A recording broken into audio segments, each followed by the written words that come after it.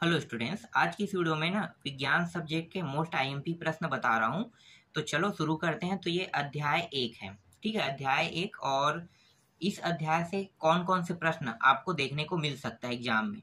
जितना प्रश्न बताऊंगा उतने की आपको तैयारी करना है, क्योंकि यही प्रश्न आपको बोर्ड एग्जाम में देखने को मिलेगा।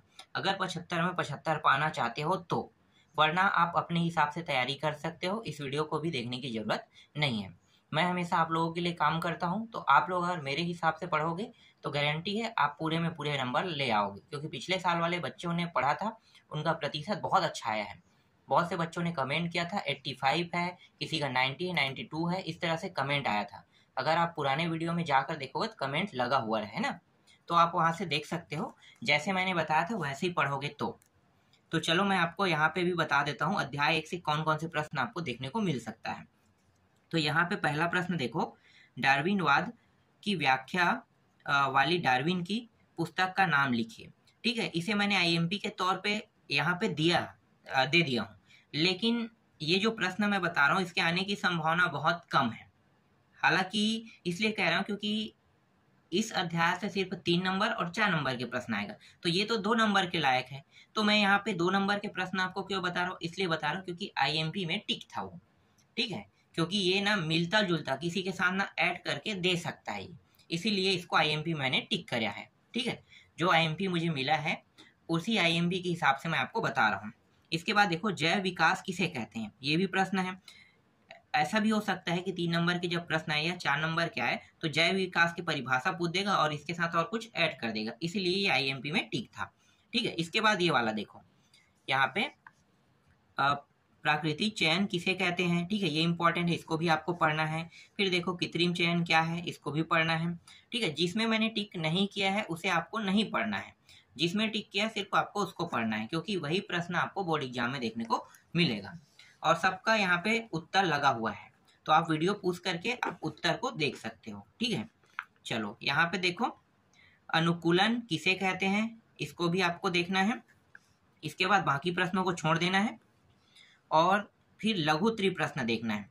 लघु त्रिप्रश्न में देखो, कृत्रिम और प्राकृतिक चयन में 3 अंतर लिखे। ठीक है, इसका भी यहाँ पे उत्तर लगा हुआ है, आप याद कर सकते हो इसके माध्यम से। आपके पास जरूरी नहीं है कि आपके पास परीक्षा बोध हो। परीक्षा बोध इसलिए मैं यूज कर रहा हूँ क्योंकि मेरे पास गाइड नहीं है, तो गाइड में भी मैं टिक कर सकता था। तो ये सभी प्रश्न है जिनके पास परीक्षा बोध नहीं है वो लोग गाइड में इसे टिक कर लेना। ठीक है, क्योंकि गाइड में भी इसका उत्तर होगा। आगे दिखाता हूँ, ये वाला प्रश्न भी देखो, ये भी टिक कर पड़ा हुआ है। तो डार्विन और वेलेस द्वारा प्रतिपादित जीवों के विकास के सिद्धांत से हमें क्या पता चलता है। ठीक है, इसको भी आपको पढ़ना है, अच्छे से याद करना जो मैं बता रहा हूँ उसको। ये उसका आधा उत्तर है। ठीक है, लगा हुआ है। इसके बाद देखो, ये समजात अंग है से आप क्या समझते हैं, ये प्रश्न को भी देखना है। ठीक है, 3 नंबर के प्रश्न है ना, क्योंकि इस अध्याय से सिर्फ 3 नंबर के प्रश्न आ रहा है और 4 नंबर के, लेकिन इस अध्याय से 4 नंबर के नहीं आएगा, 3 नंबर के ही प्रश्न आएगा। फिक्स है, 3 नंबर का ही आना यहाँ से। तो 3 नंबर के मैं प्रश्न आपको बता रहा हूँ, इन्हीं की बस आपको प्रैक्टिस करना है। अवशेषी अंग किसे कहते हैं समझाइए कह रहा है, ये प्रश्न इंपॉर्टेंट है। फिर यहाँ पे संवृत अंग किसे कहते हैं, ये भी इंपॉर्टेंट है, इसको भी आपको पढ़ना है। फिर यहाँ पे देखो, डार्विन को विकासवाद की प्रेरणा देने वाले 2 घटकों को लिखिए। ठीक है, इसको भी पढ़ना है और इसका आधा उत्तर यहाँ पे लगा हुआ है। ठीक है, जैसा भी आप ढूंढना चाहो ढूंढ लेना, आपके पास गाइड भी होगा तो गाइड से भी ढूंढ सकते हो। पुराना परीक्षा बोध है उसमें भी आप देख लेना, क्योंकि पुराना परीक्षा बोध में भी ये मिल रहा है। ठीक है, एक ही जाति समूह में उपस्थित सभी जीवों के लक्षण समान होते हैं, इस समानता के कोई 3 कारण लिखिए। ठीक है, 3 कारण लिखना है। तो ये रहा, देख लो यहाँ पे। आगे देखते हैं, क्या मनुष्य की बढ़ती आबादी का बाघों की संख्या पर कोई असर पड़ रहा है, वर्णन कीजिए, इसका भी उत्तर आप देख लो। फिर यहाँ पे 9वां प्रश्न देखो, कुटुमसर गुफा की कानी मछली की प्रजाति कैसे अपने ही वंश की मछलियों से अलग हो गई और अपने आवास में अनुकूलित हो गई। देखो, इसका स्टोरी बहुत अच्छा है, मैं आपको थोड़ा सा बताना चाहूंगा क्योंकि मुझे इसकी स्टोरी पता है। देखो, जब भी मछली पैदा होता है ना वहां पे, तो मछली जो है अंधी नहीं होती है। अंधी होने का कारण क्या है कि जो मछलियां वहां पे पाई जा रही है वो मछली जो है ना दूसरे जगह नहीं जा पाता है, और सबसे मेन फैक्ट ये है कि वहां पे ना सूर्य का प्रकाश नहीं आता है। अब सूर्य के प्रकाश ही नहीं मिलेगा, अंधेरा में रहेगा। किसी भी व्यक्ति को अंधेरा में रख दो, कुछ दिन के बाद क्या होगा, वो अंधा हो जाएगा। सेम उसी प्रक्रिया के कारण ना ये सब के सब जो मछलियां हैं वो अंधा हो जाता है। ठीक है, आगे देखते हैं। क्या डायनासोर का विलुप्तीकरण किसी सक्षम प्रजाति के विकास के कारण हुआ? इस संदर्भ में आपकी क्या राय है? ठीक है, ये भी इंपॉर्टेंट प्रश्न है, इसका भी उत्तर आप देख सकते हो। आधा यहाँ पे है। ठीक है, बहुत ज्यादा प्रश्न नहीं, शायद इसमें 17 से 15 प्रश्न ही बता रहा हूँ। जो 2-2 नंबर के है वो तो नॉट देन इम्पोर्टेंट, ठीक है, वो आप छोड़ सकते हो 2 नंबर वाला। लेकिन जो मैं लघुत्तरी बता रहा हूँ उसको आपको पढ़ना ही पड़ेगा, क्योंकि यही प्रश्न आपको बोर्ड में अधिकतर देखने को मिलेगा। तो यहाँ पे देखो, जीवों के विकास के सिद्धांत के 4 बिंदुओं का वर्णन कीजिए, ये इंपॉर्टेंट है। फिर भ्रूण विज्ञान किस तरह से जैव विकास क्रिया को प्रमाणित करने में सहायक है, संक्षेप में समझाइए, ये प्रश्न आपको देखना है। ठीक है, इसे भी आपको अच्छे से पढ़ लेना है। इसके बाद देखो नेक्स्ट प्रश्न क्या है, जीवों के भौगोलिक वितरण से जैव विकास को प्रमाणित कीजिए। ठीक है, तो ये भी इंपॉर्टेंट प्रश्न है, इसको भी आपको पढ़ना है। और एक और है यहाँ पे, अनुकूलन व जीवाश्म क्या है? ठीक है, इस प्रश्न को देखना है।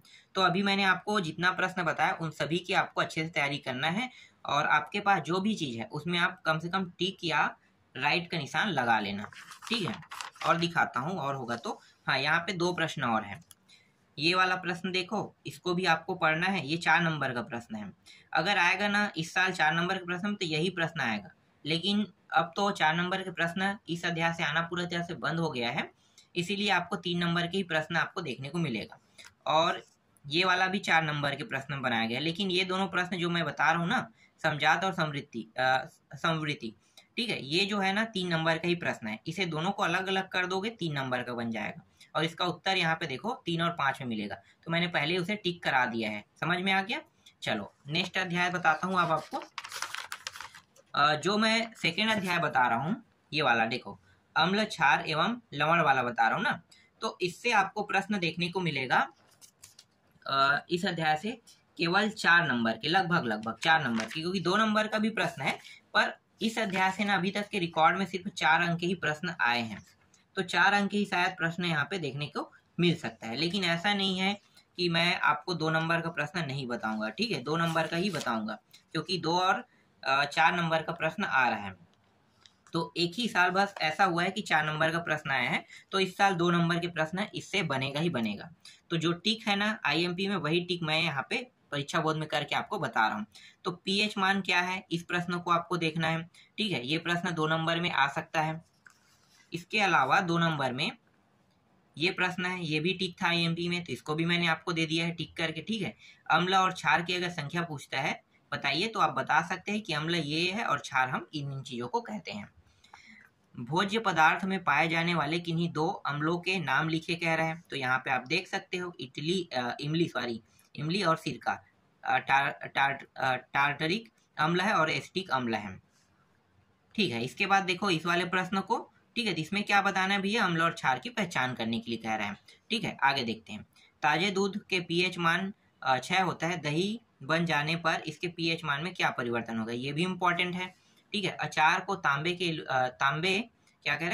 तांबे एल्युमिनियम के बर्तन में क्यों नहीं रखा जाता, ये भी प्रश्न इंपॉर्टेंट है।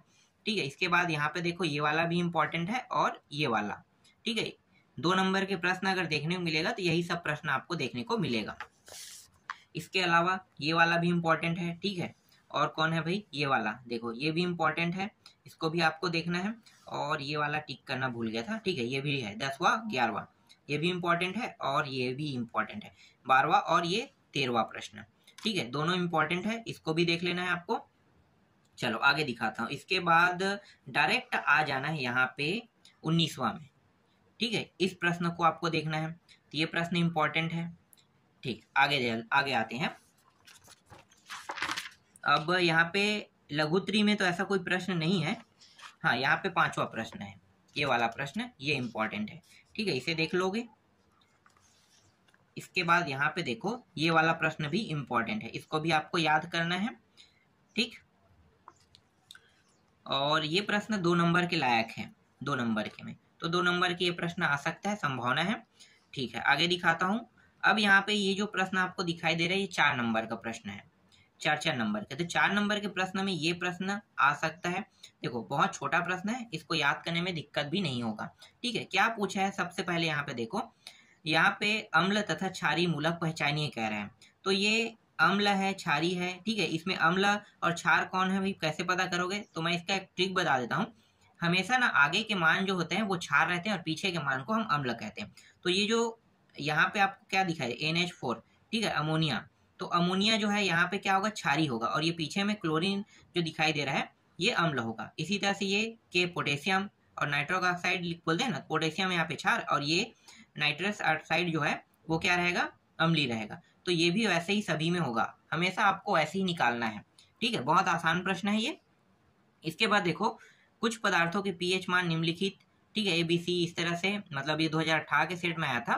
तो ये संभावना है कि इस साल भी आपको देखने को मिल सकता है। ये तीनों टॉपिक रहेगा नाम में, और जो पूछा है वो चीज बताना है। तो यहाँ पे आप देख सकते हो, इसको उत्तर मैं आपको दिखा देता हूँ, ये रहा। ठीक है, ये वाला। इसके बाद देखो यहाँ पे तीसरा प्रश्न, इसको भी आपको देखना है। ये काफी इंटरेस्टिंग प्रश्न है और काफी अच्छा प्रश्न है। ठीक है, इसको भी आपको याद कर लेना है। इसका भी उत्तर मैं आपको पूरी तरह से दिखा देता हूँ। ठीक है, देख लो उत्तर। ठीक है, अब दीर्घोत्तरी में और प्रश्न अगर संभावना है आने की, तो कौन कौन से आ सकता है? देखो ये वाला आ सकता है।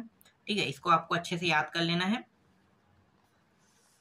और आधा सोल्यूशन यहाँ पे है, ज्यादा बड़ा भी नहीं है। इसके बाद देखो दूसरा को भी राइट किया है मैंने।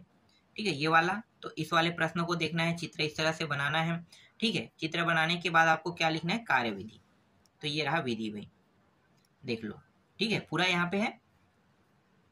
आगे देखो, ये वाला प्रश्न है, 2022 में आया है, तो संभावना बहुत कम है कि इस साल ये आएगा, बहुत कम संभावना है ना। पर ऐसा नहीं है कि इस साल ये नहीं आएगा, क्योंकि इस अध्याय से 2 प्रश्न ना 2022 में आए हैं, तो एक को हटा देगा तो एक बच तो रहा है ना, तो हो सकता है इनमें से कोई एक वापस आ जाए।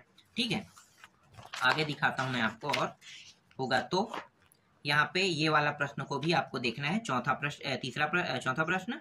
ठीक है, और उसका उत्तर मैंने दिखाया कि नहीं, तीसरा का नहीं दिखाया ना, तो देख लो तीसरा का, ये रहा उत्तर।